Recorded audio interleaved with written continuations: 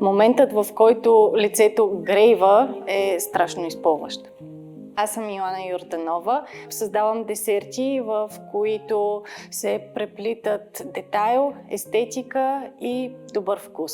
Сладкарството е моята страст с акцент върху качествения продукт и вниманието към човекът отсреща.